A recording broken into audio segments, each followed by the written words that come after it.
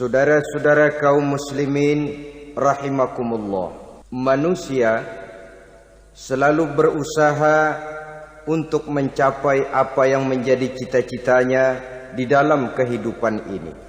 Segala daya dan dana, seluruh waktu dan tenaga, segenap kemampuan dan kekuatan dikerahkan untuk mencapai apa yang dicita-citakan.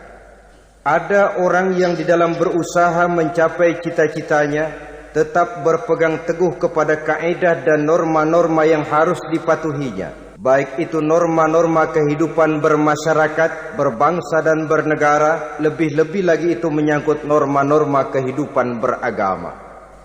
Artinya, di dalam mencapai cita-citanya, dia tetap menghormati dan mentaati halal haram, mengenal hak dan batil, tahu mana yang boleh dan mana yang tidak boleh. Tetapi di lain pihak, tidak jarang, bahkan banyak sekali orang-orang yang di dalam usaha mencapai cita-citanya terjebak dalam prinsip menghalalkan segala macam cara untuk mencapai satu tujuan. Tidak ada lagi kaedah dan norma-norma yang harus ditaatinya. Ia tidak peduli dengan halal dan haram. Ia tidak kenal hak dan batil. Ia tidak tahu mana yang boleh dan mana yang tidak boleh. Segala cara dilaksanakan asal tujuan tercapai. Maka lahirlah orang-orang yang mengambil jalan pintas dan potong kompas dalam usaha mencapai apa yang menjadi cita-cita dan tujuan dalam kehidupannya. Begitulah kita lihat dalam kehidupan ini. Yang di bawah ingin cepat naik ke atas, sementara yang di atas bertahan tidak mau turun dari tahta dan singgasananya. Maka terjadilah benturan-benturan nilai dan kepentingan.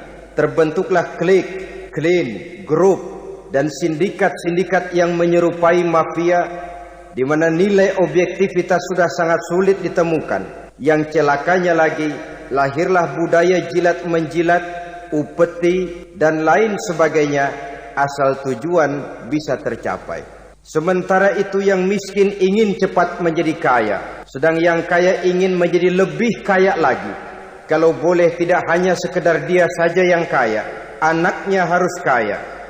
Cucunya tidak boleh miskin dan kere. Bahkan cucu daripada cucunya pun harus jadi orang-orang kaya. Ini keinginan yang wajar. Setiap orang tua tentu tidak ingin meninggalkan anak cucunya dalam keadaan miskin dan terlunta-lunta. Yang tidak wajar kalau keinginan itu membuat orang lalu menghalalkan segala macam cara, menyalahgunakan fasilitas yang dimilikinya, apalagi kalau dia berada dalam satu posisi di mana seharusnya dia memberikan contoh dan keteladanan. Maka akibatnya timbullah krisis wibawa, yang dari krisis wibawa ini mengendorlah disiplin. Sesungguhnya orang lalai, orang tidak mau berdisiplin karena di mukanya, di matanya, dalam pandangannya tidak ada lagi orang yang dianggapnya berwibawa. Dan wibawa itu hilang oleh karena orang merasa tidak ada keteladanan yang patut dijadikan contoh dalam kehidupannya.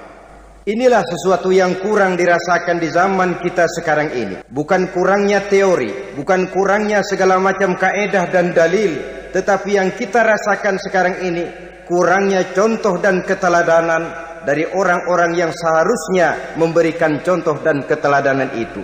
Berangkat dari sejarah dan kehidupan Rasulullah sallallahu alaihi wasallam, keberhasilan yang beliau peroleh, salah satu dasar utamanya ialah satunya kata dan perbuatan. Tidak bermental ganda, tidak bermain minyak di atas air, tidak menggunting dalam lipatan. Lidahnya adalah hatinya, ucapannya adalah perbuatannya, dan apa yang beliau ajarkan kepada orang lain, beliaulah pelaksana pertamanya. Saudara-saudara kaum muslimin rahimakumullah. Sementara itu pada sisi lain, yang miskin ingin cepat menjadi kaya, maka ia terjebak dalam prinsip tujuan menghalalkan cara apapun saja dilaksanakan asal dia bisa segera menjadi kaya. Maka salah satu jalan yang banyak dilaksanakan orang untuk mencapai kekayaan tanpa harus peras keringat dan banting tulang seperti umumnya orang adalah melalui satu jenis permainan yang umumnya kita kenal dengan nama judi. Ada dua bentuk dan pola daripada judi. Walaupun seiring dengan kemajuan ilmu pengetahuan dan teknologi canggih, peradaban manusia semakin tinggi, maka jenis macam judi yang dimainkan oleh manusia ikut-ikut menjadi canggih. Tetapi pada umumnya ada dua jenis macam judi itu. Pertama, ada judi yang dilakukan secara langsung, dalam arti seorang petaruh berhadapan dengan bandar atau orang berhadapan dengan orang. Dari judi yang dilaksanakan secara langsung ini, efek negatif yang segera bisa kita lihat dengan nyata. Pertama, timbulnya rasa dendam dan permusuhan. Walaupun orang nampak duduk berhadap-hadapan, walaupun kelihatannya mereka tertawa satu sama lain, tapi yakinlah itu cuma sekedar kulit saja. Pikiran yang ada dalam benak tiap-tiap orang yang terlibat dalam perjudian tidak lain ialah bagaimana saya bisa mengalahkan lawan main saya. Akibatnya tentu bisa kita pastikan akan timbullah dendam dan permusuhan bagi yang kalah, akan timbullah rasa sombong dan menganggap remeh orang lain bagi yang menang. Yang kedua, lalainya orang kepada apa yang menjadi tanggung jawab dan kewajibannya. Orang bisa lupa kepada anak dan istri. Kalau kepada anak dan istri saja sudah bisa lupa, apalagi kepada yang lain. Sebab anak dan istri memang merupakan bagian daripada kehidupan kita. Konon lagi saudara, konon lagi keluarga yang lain, anak istri saja bisa terlupakan oleh penyakit dan permainan yang bernama judi ini. Yang ketiga, hilangnya rasa sayang kepada harta. Harta yang didapatnya dengan peras keringat dan banting tulang. Mungkin pergi pagi dan pulang sore. Setibanya dia di meja judi, apalagi uang tadi sudah bertukar dengan dalam bentuk koin, maka rasa sayang kepada harta itu tidak akan pernah ada lagi. Tetapi saudara-saudara, bagaimanapun juga, judi dalam artian langsung semacam ini hanya melibatkan orang-orang tertentu. Artinya selektif. Ada judi yang lebih berbahaya daripada jenis ini, perjudian massal. Taruhlah roulette dan kasino itu judi. Tetapi judi jenis roulette dan kasino ini bahayanya hanya untuk orang-orang tertentu yang memang sudah mapan, kelompok elit. Masa iya bocah angon di kampung main roulette? Apa ia yang tinggal di pinggir kali kenal kasino? Ya entahlah kalau kasino Prambos ya.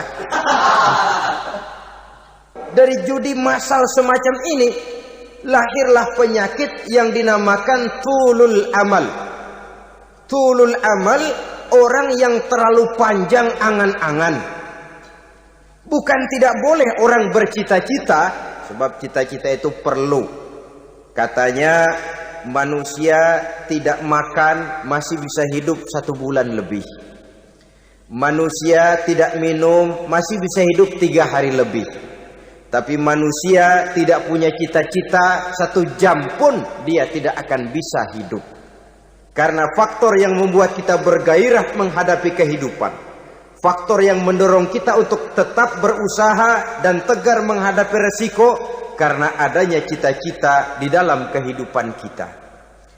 Tetapi cita-cita tanpa direalisir dengan usaha, cita-cita yang tidak berangkat dari kemampuan yang ada, pada akhirnya hanya akan merupakan cita-cita yang mengawang, tidak akan terwujud dalam kenyataan, dan akan membentuk manusia menjadi orang yang tulul amal, panjang angan-angan, terlalu muluk keinginan, tidak berangkat dari kemampuan dan kesanggupan yang ada pada dirinya sendiri. Maka penyakit inilah yang telah menghasilkan dan melahirkan penghayal-penghayal kelas berat, tukang-tukang ngelamun kelas tinggi yang hidup di angkasa luar. Dan sejarah belum pernah mencatat ada orang menjadi kaya karena judi, itu belum pernah. Saudara lihat saja orang kaya yang namanya Adnan Khashoggi, orang kaya yang namanya Henry Ford, orang kaya yang namanya Aristotle Onassis, orang kaya yang namanya David Rockefeller, itu seluruhnya menjadi kaya bukan karena mereka terlibat dalam perjudian, tapi karena kerja keras, peras keringat, banting tulang. Dan itu dimulai sejak mereka masih remaja. Sehingga saudara-saudara kaum muslimin rahimakumullah, sehingga ada pepatah mengatakan, many a great man start as a newspaper boy, katanya. Banyak orang besar yang mulai pekerjaannya dengan menjual koran. Artinya berangkat dari A. Banyak pengusaha mobil yang memulai pekerjaannya dari tukang cuci mobil, tapi lalu bertahap dan tegar menghadapi kenyataan, sehingga proses demi proses dia hadapi dengan tegar, dengan tabah, dengan sabar, dengan ulet, sampai kepada membuahkan hasil. Kita ingin pintas, kayaknya mau, usahanya tidak mau, senengnya mau, peras keringatnya tidak mau. Ini tentunya akan melahirkan kontradiksi di dalam kehidupan. Maka dari jenis perjudian massal semacam ini lahirlah penyakit tulul amal, panjang angan-angan, terlalu muluk cita-cita. Bayangkan saja kalau ini terjadi secara massal, menimpa nasib rakyat kita di pedesaan yang jauh dari keramaian. Tiap hari mereka dinabobokkan oleh gambaran tentang akan diperolehnya uang dalam jumlah yang banyak, dengan angka nol yang berentet. Tiap hari mereka melihat angka-angka itu. Mereka lambat laun akan terseret dalam arus tulul amal ini. Panjang angan-angan, muluk cita-cita, hanya dengan mengandalkan meja perjudian. Akibatnya timbul penyakit yang kedua, yang ketiga, yaitu malas berusaha. Orang kalau sudah terlalu asik berkhayal, menghitung bintang di langit, malas berusaha. Kalau ada temannya kerja jadi buruh kasar, bawa hasil yang merupakan jerih payah dan peras keringat dia, 1 minggu bergaji 10-15 ribu, diketawain. Apaan gaji lu 10 ribu, 15 ribu? Entar gua nih kalau tembus 100 juta, entar. Yang 10 ribu dan 15 ribu keringat orang itu dihina, itu dicela. Tetapi dia selalu menghitung, entar nih gua. Entarnya wallahu a'lam. Saudara hadirin yang saya muliakan, timbullah sikap malas. Padahal di tengah negara sedang membangun di berbagai bidang kehidupan. Maka sifat malas ini merupakan musuh kita. Baik mengejar kemiskinan, baik mengejar kebodohan dan keterbelakangan kita di sektor-sektor lainnya. Alangkah akan terganggunya roda pembangunan di negara kita ini jikalau sebagian besar rakyat dihinggapi oleh penyakit malas, yang malas ini dilatar belakangi oleh penyakit tulul amal, terlalu muluk angan-angan, yang angan-angan ini dininabobokan oleh keinginan untuk mendapatkan untung yang besar tanpa peras keringat dan banting tulang. Sasaran yang lebih jauh, dan ini yang paling kita khawatirkan, hancurnya kubu-kubu pertahanan moral daripada bangsa kita. Kita sependapat bahwa lebih penting daripada membangun jembatan adalah membangun manusia yang membangun jembatan. Bahwa lebih penting daripada mengaspal jalan raya adalah membangun mental manusia yang melaksanakan pengaspalan itu. Dengan kata lain, membangun dan mempersiapkan manusia pembangunan. Tanpa itu, maka saya merasa khawatir kalau nanti kita tidak akan sampai kepada target yang kita harapkan oleh karena kandas di tengah jalan. Saudara-saudara kaum muslimin rahimakumullah, Islam sebagai agama yang mengajarkan manusia untuk berusaha, dan mengeluarkan segala kemampuan untuk melaksanakan segala usahanya itu, sangat membenci sifat malas, sangat membenci sifat tulul amal atau panjang angan-angan. Dan oleh karena judi melahirkan dua sifat itu, Islam sangat menganjurkan pengikutnya untuk menjauhi segala macam jenis perjudian, baik yang terang-terangan maupun yang dilakukan secara samar-samar, tidak ketara, judi canggih sesuai dengan canggihnya teknologi daripada manusia itu sendiri.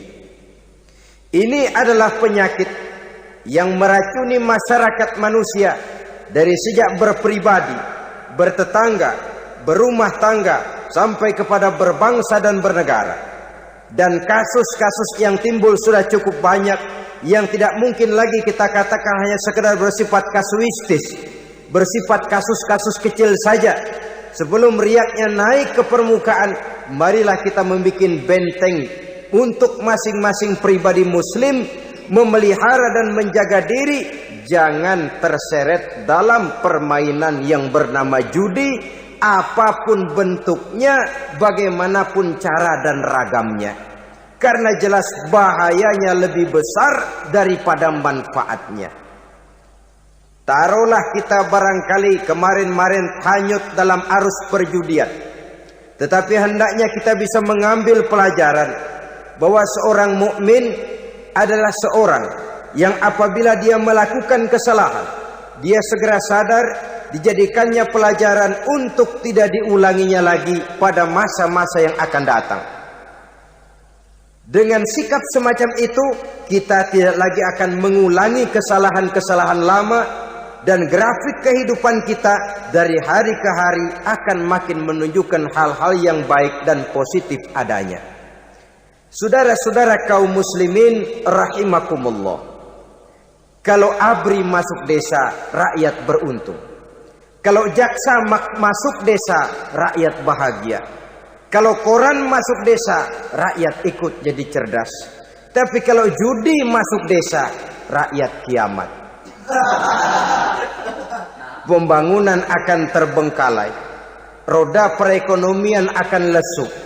Karena mestinya orang membelanjakan uang untuk sesuatu yang dia perlukan, akhirnya dia belanjakan untuk sesuatu yang dia tidak perlukan, karena gambaran, khayalan akan mendapat keuntungan yang jauh lebih besar lagi. Padahal istilah orang-orang tua kita dulu, lebih baik makan singkong betulan daripada makan roti ngimpi.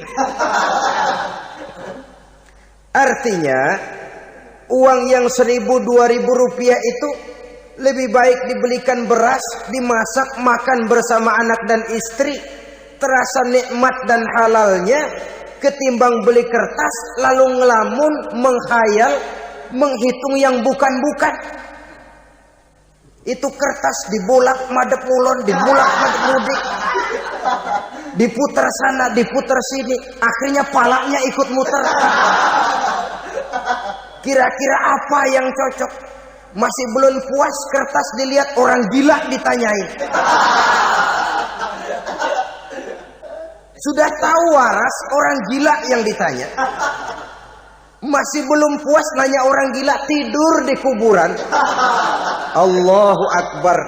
Padahal di rumahnya tempat tidurnya empuk, anget, nggak ada nyamuk. Kuburan, tidur di kuburan. Dampak-dampak negatif yang semacam ini pada gilirannya mau atau tidak mau akan menyeberang kepada garis akidah, membahayakan dan mengancam nilai-nilai tauhid yang kita miliki. Sudah kertas dibolak-balik tidak puas, orang gila ditanya. Orang gila ditanya belum maram, tidur di kuburan. Barangkali ada bisikan. Saudara hadirin yang saya muliakan, memang walaupun wahyu sudah berhenti, tapi Allah masih memberikan ilham kepada hamba-hambanya yang dikehendakinya. Tetapi ilham itu bentuknya positif. Kalau saudara pagi-pagi berniat, tahu-tahu datang pikiran nanti malam mau ngaji, itu namanya ilham. Kalau saudara sedang merenung, tahu-tahu datang pikiran, saya mau sedekah, itu namanya ilham, bentuknya positif. Tapi kalau ngelamun, tahu-tahu datang pikiran, nomor sekian pasang, itu bukan ilham, itu belis.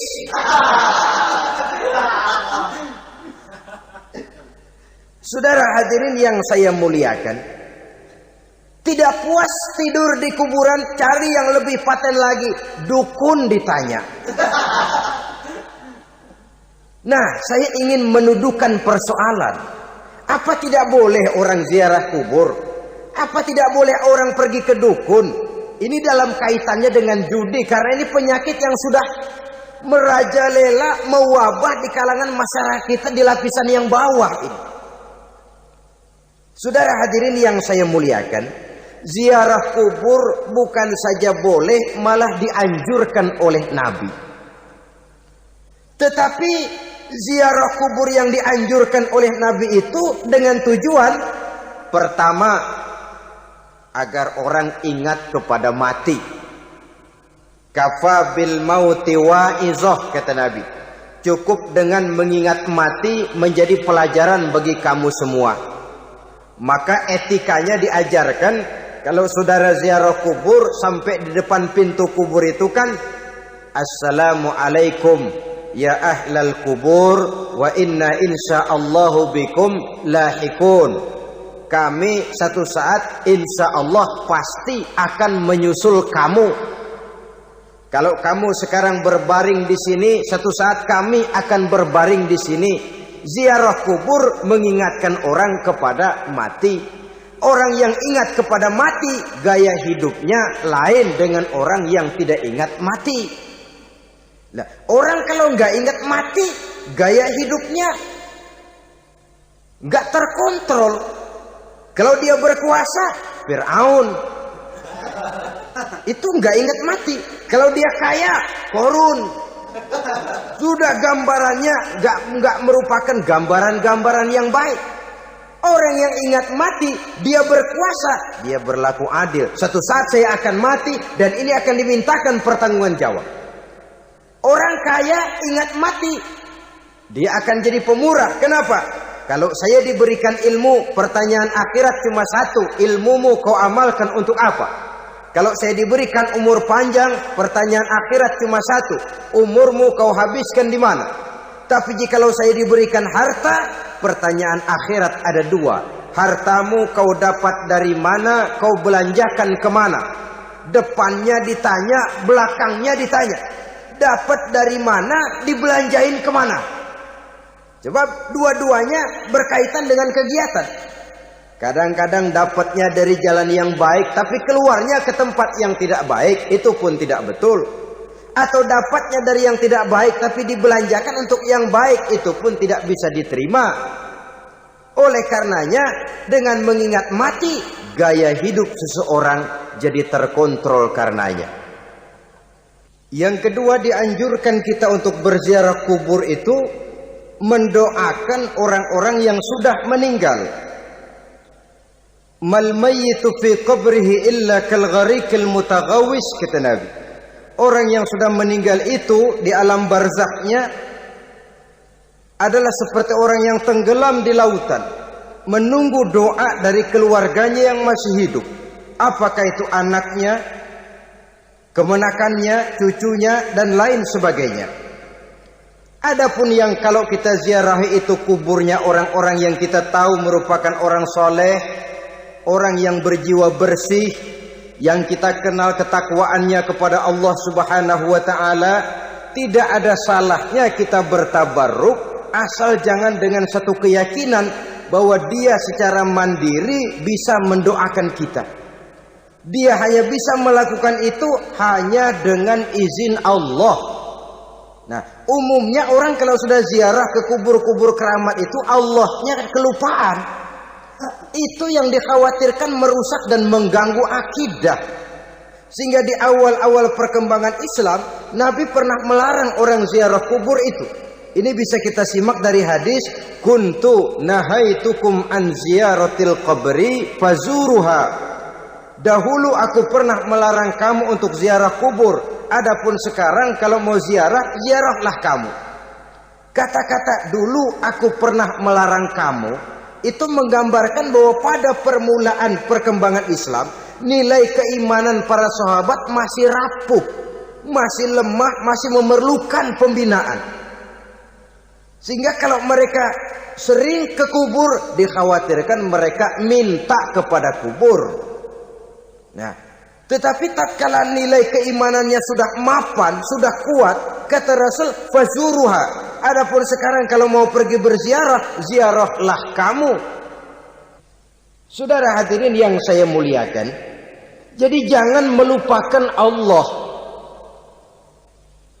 Saya bisa saja berkata, kalau saya misalnya pakai cincin, lalu saya bilang, saya sejak pakai cincin ini, jangan anak gadis, nenek-nenek ngelihat saya lemes. Atau sejak pakai cincin ini, dagangan laris bener. Cincin itu yang menggelincirkan akidah. Untuk tidak tergelincir, orang harus tidak melupakan Allah. Dia bisa berkata, alhamdulillah, Allah memberikan keistimewaan kepada batu cincin saya. Batu cincinnya tidak apa-apa, Allah yang memberikan keistimewaan. Ini dalam bentuk yang langsung. Dalam bentuk yang tidak langsung kita bisa lihat, misalnya kalau petani ditanya, ini bisa panen besar ini rahasianya apa, Pak? Oh, pupuk urea, pupuk urea. Nah, Allah nomor 16. Seorang petani yang baik keimanannya, dia akan berkata, kami bisa panen besar karena izin Allah. Lah, kalau pupuknya mah pakai pupuk urea, izin Allahnya dulu, baru kemudian pupuknya nyusul.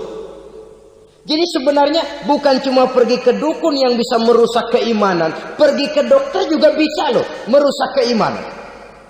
Kalau berkeyakinan bahwa dokter itulah yang memberikan sembuh, kenapa akidah saudara tidak tergelincir karenanya? Dokter hanya memberikan obat dan resep, sembuh itu datangnya dari Allah. Ini yang diungkapkan lewat lisan Nabi Ibrahim alaihissalam, wa idza maridtu fahuwa yashfini. Apabila aku sakit, dialah Allah yang memberikan sembuh. Memberikan sembuh. Jangan juga menyalahartikan ayat ini. Ada ayat begini sakit terus nekat. Udah nggak usah berobat dah, memang penyakit dari Tuhan. Ntar waktunya baik ya baik dah. Udah ampek terus dah. Orang yang berobat saja belum tentu sembuh, apalagi yang tidak berobat. Sama juga orang nggak sembahyang kita ajakin ngotot, lo juga yang sembahyang belum tentu masuk surga katanya. Lah yang sembahyang belum tentu masuk surga, bagaimana cengoran lo yang nggak sembahyang?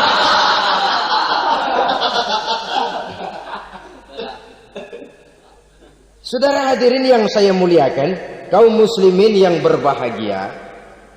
Jadi dengan demikian, maka jangan menghilangkan Allah. Kita, ajaran pokok dalam Islam adalah ajaran tentang tauhid. Nah, tauhid ini menyangkut mengesahkan Allah, baik di dalam zatnya, baik di dalam sifatnya, baik di dalam perbuatannya, baik di dalam beribadah kepadanya. Tauhid dalam ibadah itu ada. Tauhid dalam zat artinya zat Allah itu tidak tersusun, tidak terdiri dari bagian-bagian yang bisa dipecah-pecah. Ya seperti kita ini kan ada kepala, ada kaki, ada tangan. Allah tidak tersusun zatnya dari bagian-bagian. Esa zatnya tidak bisa dibagi-bagi. Esa sifatnya artinya Allah itu sifatnya tidak pernah berubah. Sejak dahulu sampai sekarang Allah itu cinta kepada orang beriman yang melakukan kebaikan. Dan Allah benci kepada orang kufur yang melakukan kejahatan. Mustahil satu saat Allah berubah.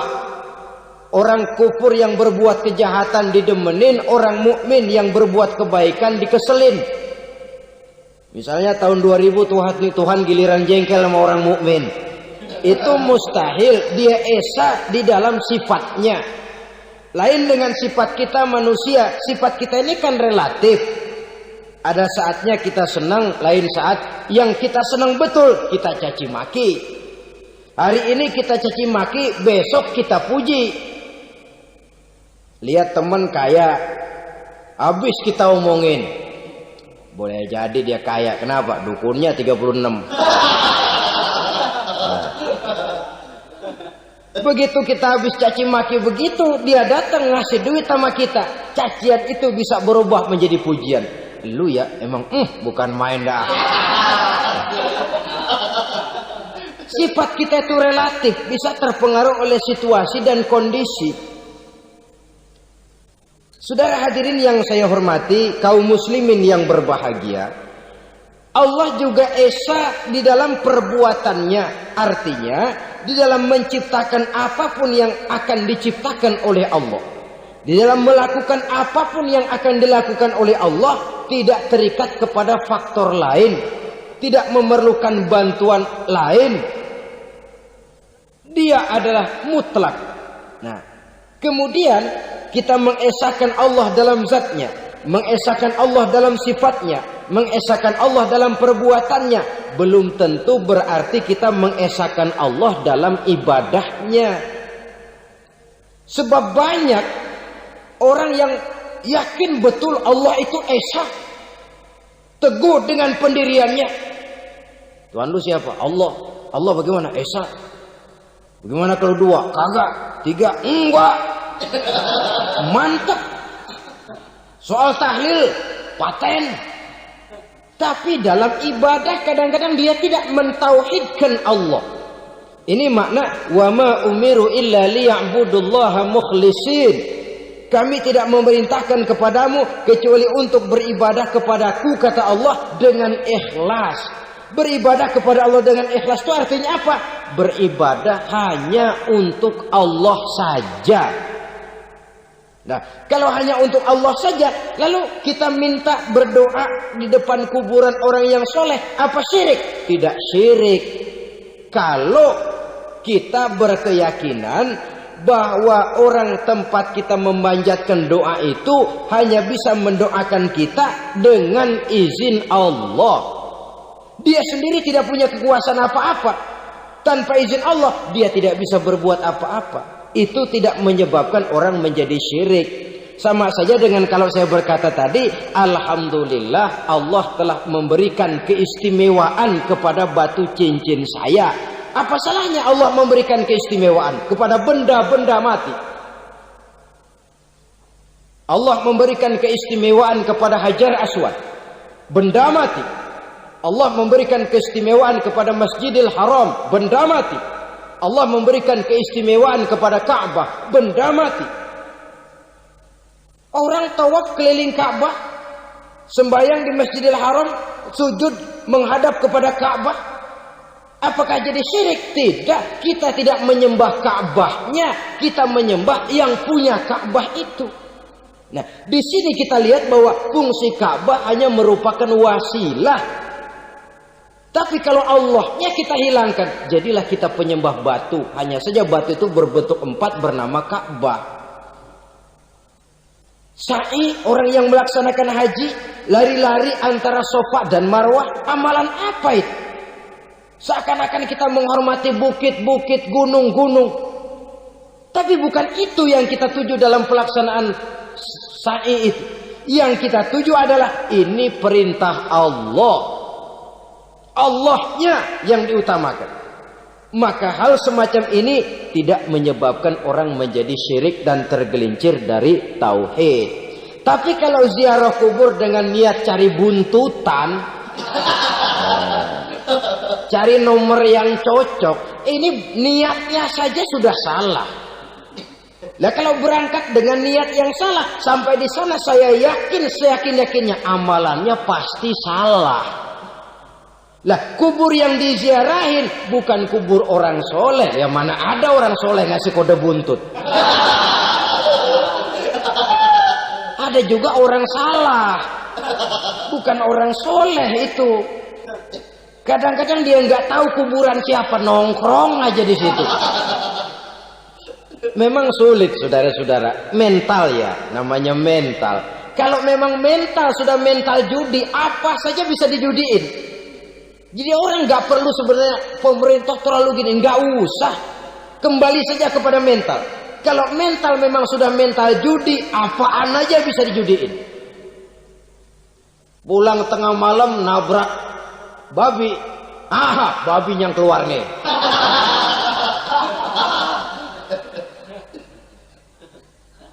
Mobil lewat nomornya bisa dijudiin. Bajai lewat bajai bisa dijudiin. Mental. Kalau memang mental sudah mental judi, apapun saja bisa dijudikan. Saudara hadirin yang saya muliakan, lalu bagaimana dengan dukun? Ya, saudara hadirin, pergi ke dukun hakikatnya sama dengan pergi ke dokter. Orang berusaha melaksanakan yang namanya syariat, hakikatnya kembalikan kepada Allah. Syariatnya kita laksanakan.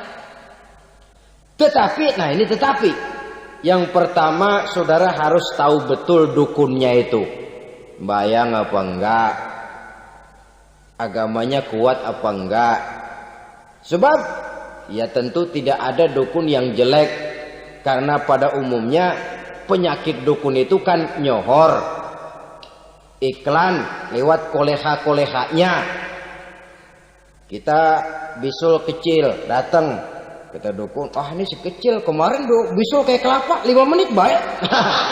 5 menit padahal kemarin kagak ada yang datang. Diolah sedemikian rupa supaya orang mantap. Jadi jangan asal sembarangan. Kadang-kadang lihat potongan dukunnya aja kita ngeri. Mukanya sudah kremot, nggak pernah tersentuh air wudhu. Jangankan air wudhu, mandi aja jarang.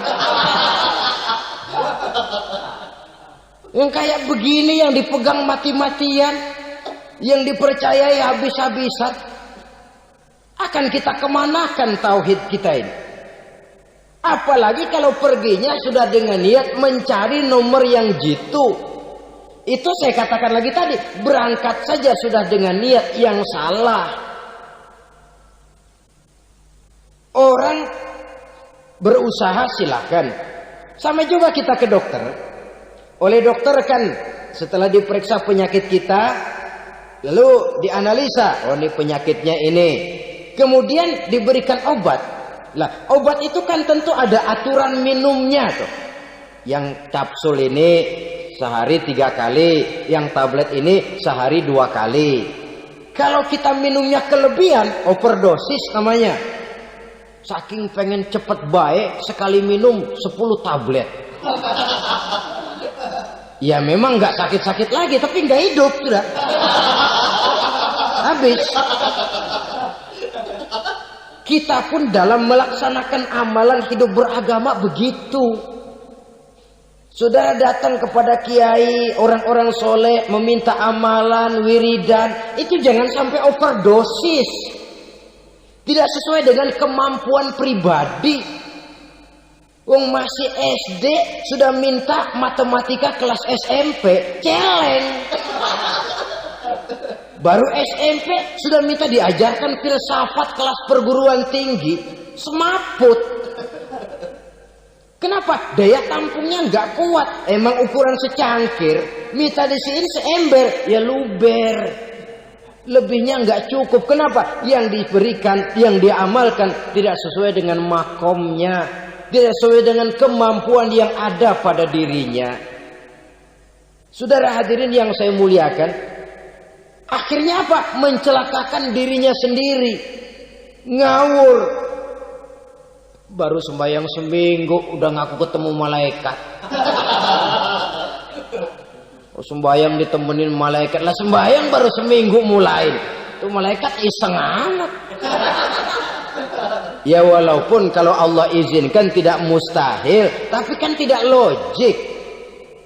Orang yang melaksanakan ibadah puluhan tahun memerlukan riyadhah dan latihan, khusyuk dan tawadhu, penuh tazallul, merendahkan diri di hadapan Allah, belum tentu mendapat karunia yang semacam itu. Saudara hadirin yang saya muliakan, jadi dengan kata lain, yang pertama, lihatlah dulu kualitas dukun yang akan saudara datangi itu. Ini kualitas black apa kualitas white, aspal apa cat putih, sehingga jangan sampai kita salah pilih. Sebab biasanya orang kalau sudah hanyut di kali, rumput pun dia pegangin. Dia tahu kalau rumput tidak akan bisa menahan bobot badannya, tapi karena posisinya posisi terjepit, rumput pun dia pegang. Ini satu gambaran psikologis betapa orang dalam keadaan panik, kepepet, kejepit, yang tidak mestinya dipegang pun akan dipegangnya juga. Walaupun dia tahu itu tidak akan bisa menahan bobot badannya, namun dipegangnya juga. Oleh karenanya, yang pertama, lihat dulu kualitas dukunnya.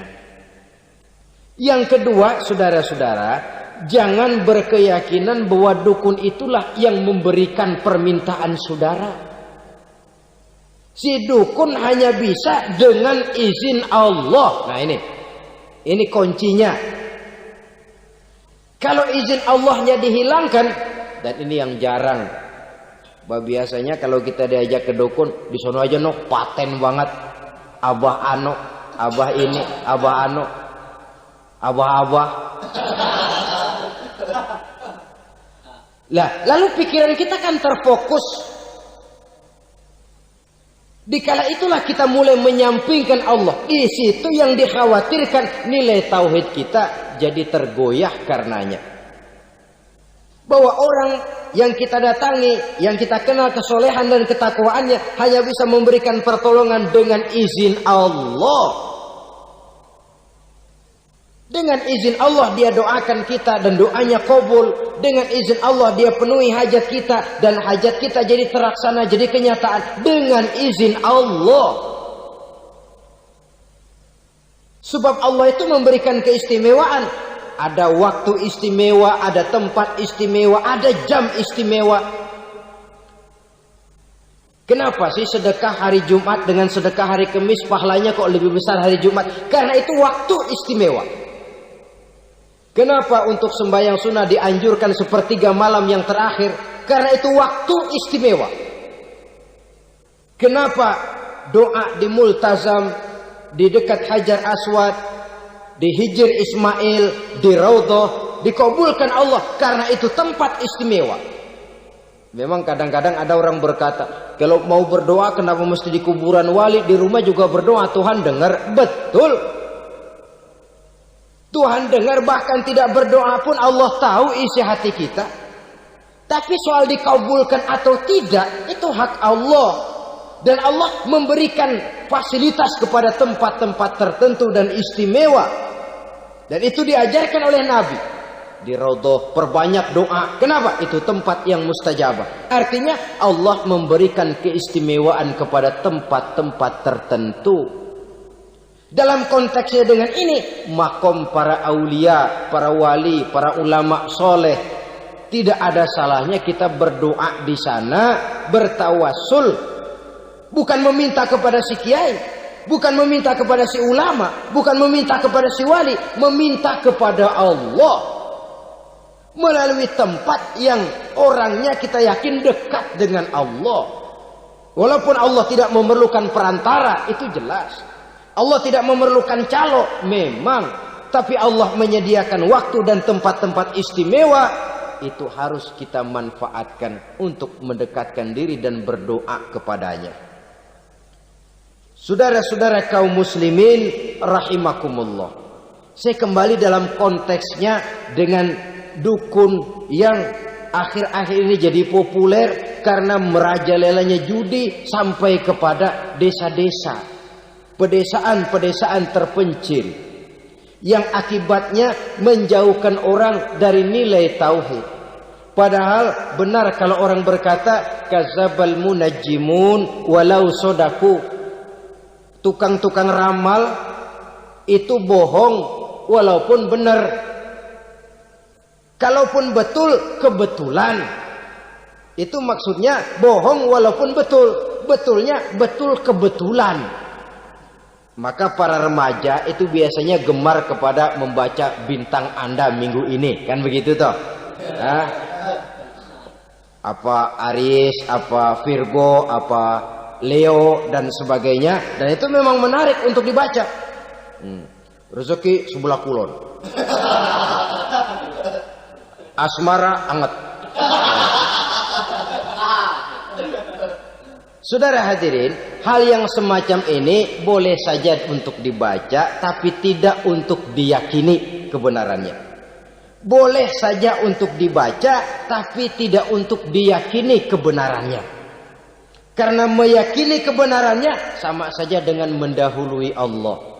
Dan itu bisa menggelincirkan nilai-nilai tauhid kita. Tauhid dalam ibadah saya katakan tadi, menyembah hanya kepada Allah.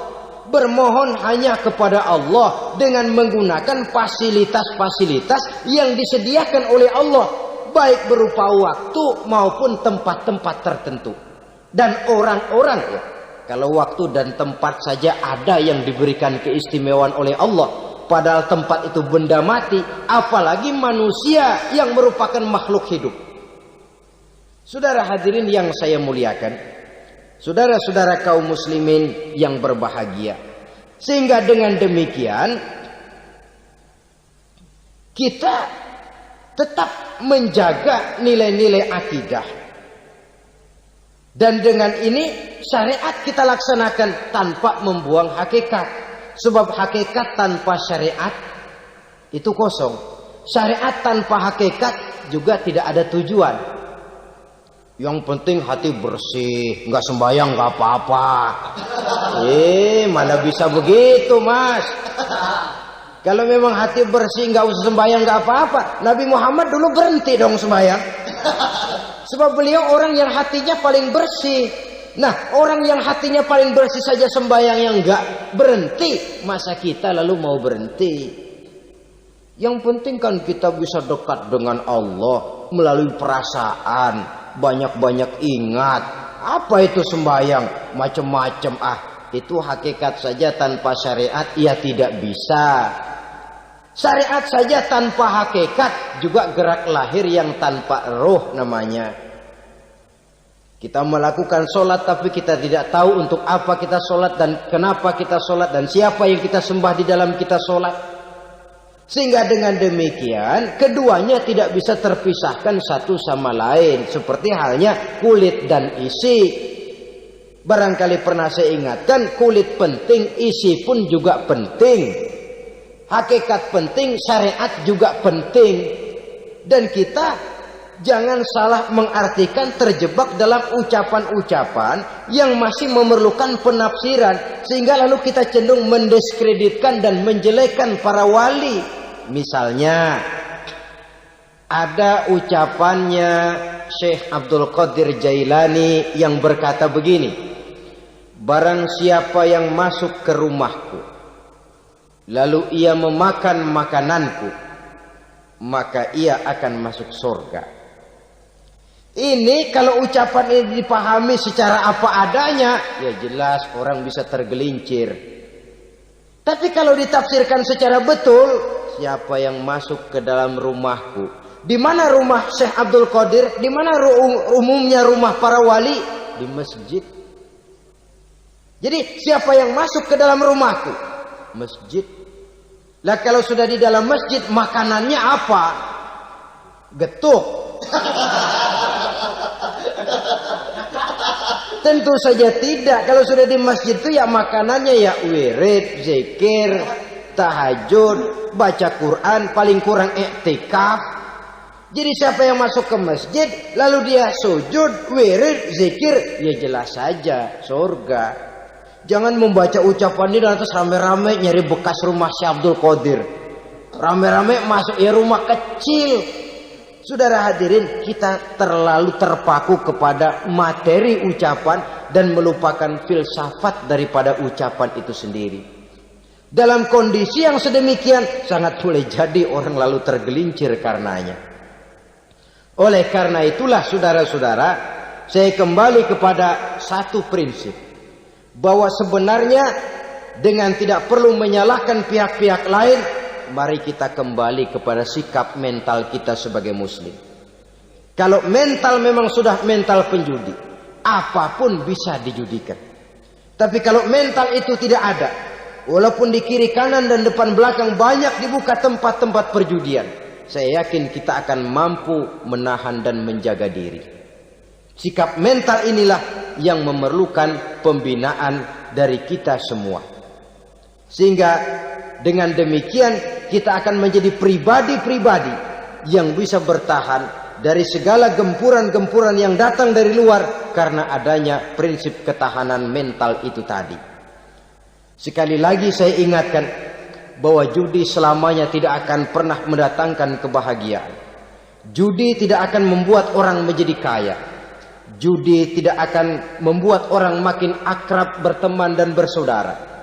Yang jelas, judi melahirkan permusuhan dan dendam, membangkitkan rasa malas, memulukan angan-angan tanpa mau peras keringat dan banting tulang, melalaikan orang dari tanggung jawab dan kewajibannya, membuat ia lupa kepada anak, istri dan seluruh keluarganya, dan pada akhirnya dia akan terjebak dalam satu permainan yang makin menjauhkan dia dari proses kesadarannya sebagai manusia.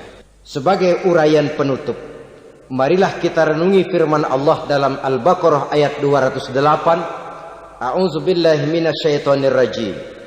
Ya ayyuhalladzina amanu dukhulu fis silmi kafah wa la tattabi'u khutuwatis syaitan innahu lakum aduwwum mubin. Hai orang-orang yang beriman, masuklah kamu ke dalam keselamatan. Masuklah kamu ke dalam Islam secara keseluruhan. Jangan kamu mengikuti jejak-jejak setan, karena setan adalah musuhmu yang nyata dan jelas. Judi termasuk jejak-jejak yang ditinggalkan oleh setan untuk diikuti oleh kita agar kita mendapatkan kesengsaraan baik di dunia, lebih-lebih di akhirat nanti. Semoga Allah selamatkan kita.